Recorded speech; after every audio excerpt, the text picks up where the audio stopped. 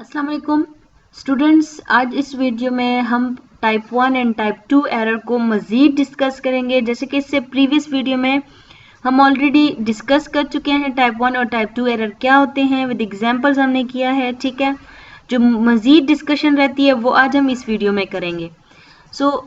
हमने previous video में क्या पढ़ा था, टाइप 1 एरर क्या है, थोड़ा सा रिवाइज कर लेते हैं कि जब एच नॉट जो है वो आपके पास रिजेक्ट हो रहा हो जबकि एच नॉट क्या हो, ट्रू हो। ठीक है, उसको हम कहते हैं टाइप 1 एरर, यानी आप सही चीज को गलत कह दें तो हम इसको क्या कहते हैं, इसको कहते हैं टाइप 1 एरर।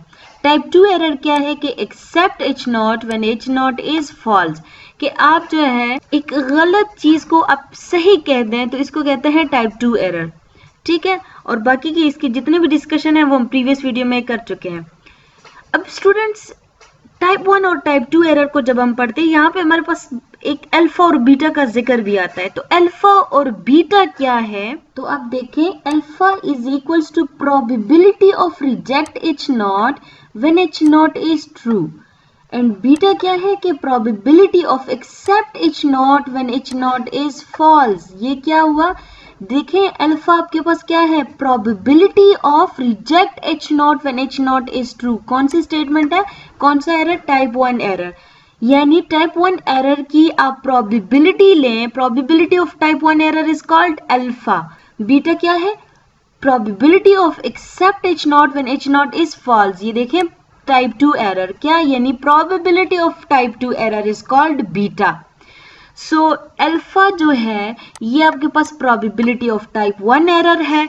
इसके अलावा अल्फा को हम क्या कहते हैं, level of significance. Level of significance भी हम इसको कहते हैं। और इसके अलावा स्टूडेंट, जो अल्फा और बीटा है, both of these are inversely related to each other. Alpha and beta are inversely related. Inversely related कैसे रिलेटेड है, ये कि देखें, जब हम अल्फा को इंक्रीज करते हैं, यानी लेवल ऑफ सिग्निफिकेंस को अगर हम इंक्रीज करें तो जो बीटा है वो डिक्रीज कर जाता है, या अगर आप बीटा को इंक्रीज करें तो अल्फा जो है वो इंक्रीज कर जाता है। तो ये आपस में इनका इनवर्सली रिलेशनशिप है कि एक के इंक्रीज करने से दूसरा जो है वो डिक्रीज होता है, या एक के इंक्रीज करने से डिक्रीज करने से दूसरा इंक्रीज करता है। ठीक है, सो ये हमारे पास क्या है, इनवर्सली रिलेटेड है। इसके अलावा स्टूडेंट्स, हमने पढ़ा था कि टाइप 2 एरर जो है वो मोर सिवियर है देन टाइप 1 एरर। सो यहाँ पे अगर उस बात को अल्फा और बीटा के साथ देखा जाए तो जैसे कि टाइप 2 जो है वो मोर सिवियर देन टाइप 1 है, so hence alpha is more relatively larger than beta.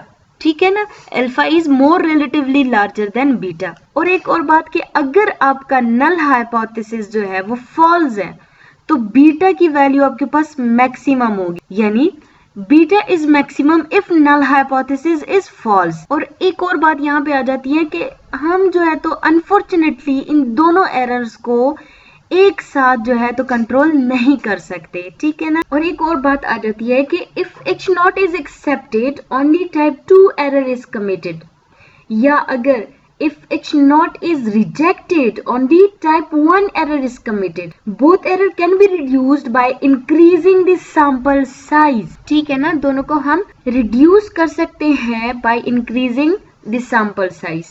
यानी अगर हम सिंपल से अल्फा और बीटा के बारे में समझना चाहें तो देखिए, अल्फा जो है वो प्रोबेबिलिटी है ऑफ टाइप 1 एरर। देखिए बहुत सारे स्टूडेंट्स क्या करते हैं कि अल्फा और टाइप 1 एरर, यानी लेवल ऑफ सिग्निफिकेंस और टाइप 1 एरर में कोई डिफरेंस ही उनको नजर नहीं आता। वो कहते हैं कि वो समझते हैं कि ये दोनों हमारे पास क्या है, सेम चीज है, but there is difference between both of them.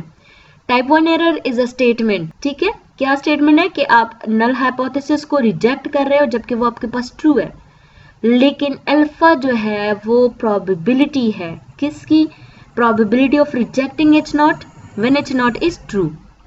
Beta भी इसी तरीके से आपके पास क्या है, प्रोबेबिलिटी है, किस चीज की, प्रोबेबिलिटी ऑफ टाइप 2 एरर, या probability of accept H not when H not is false. So I hope आप लोगों को समझ आ गई होगी। अगर आपको इसमें कहीं भी कोई भी कंफ्यूजन है then you can ask in comment section. Thank you so much for watching.